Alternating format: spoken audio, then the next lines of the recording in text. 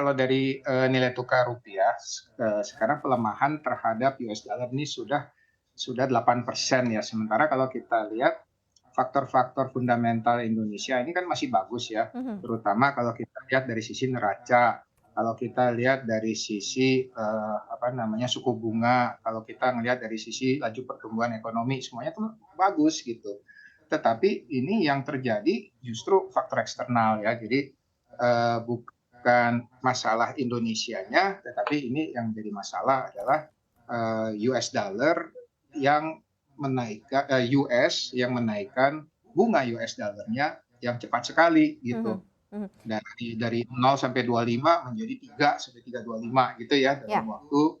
kurun waktu yang cukup singkat gitu.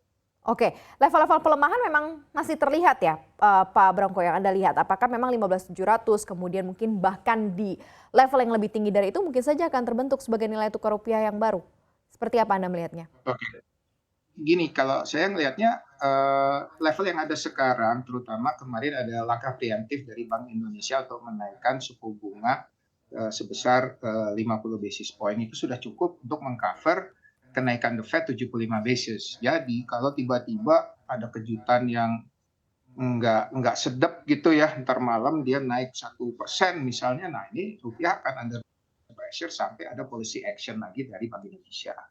Tapi kalau misalnya ada kejutan yang baik itu ya, naiknya nggak nyampe 75, naiknya misalnya cuma 50 basis, nah ini rupiah bisa menguat lagi. Sebenarnya kalau naiknya cuma 75 basis juga mestinya rupiah juga menguat lagi karena kecenderungannya kalau kita ngelihat baik dari sisi fundamental maupun teknikal sebenarnya udah overshoot ya. Mhm. Ya.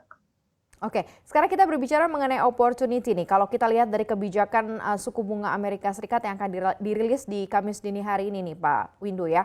Kalau kita lihat posisinya data ekonomi Amerika Serikat ini kan membaik untuk inflasi dan juga pertumbuhan kuartal 3 2022. Tetapi opportunity the Fed untuk tetap hawkish akan seperti apa? Tadi sih kalau dilihat probabilitasnya hanya 47%, berarti nggak sampai 50%, karena beberapa suara-suara the Fed di beberapa kawasan juga sudah mention untuk mengerem terlebih dahulu, jangan terlalu agresif begitu ya. Kalau Anda sendiri melihatnya seperti apa, Pak Branko Windu?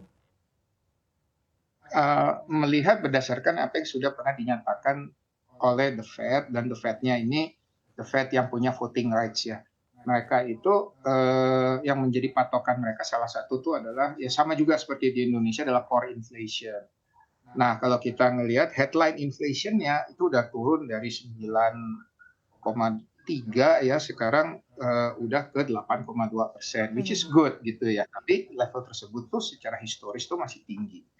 Nah, yang mereka pantau sebenarnya justru bukan headline inflation tapi core. Nah, core-nya ini naik kemarin dari 6,3 ke 6,6. Mhm. Jadi core ini yang mereka pantau ya ternyata naik ya, ternyata naik. Jadi kemungkinan tetap market expect mereka untuk menaikkan seperti yang diekspektasikan itu 75 basis jadinya bukan 50 karena core-nya naik biarpun headline-nya turun.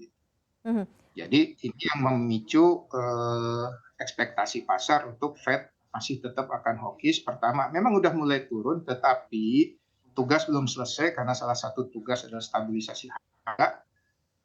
The Fed ini masih at historical high, jadi Mhm. mereka masih tetap harus adjust. Mhm. Nah, kalau Mhm. misalnya belum kelar tapi udah melemah, ya bisa-bisa takut bisa malah malah naik lagi gitu ya.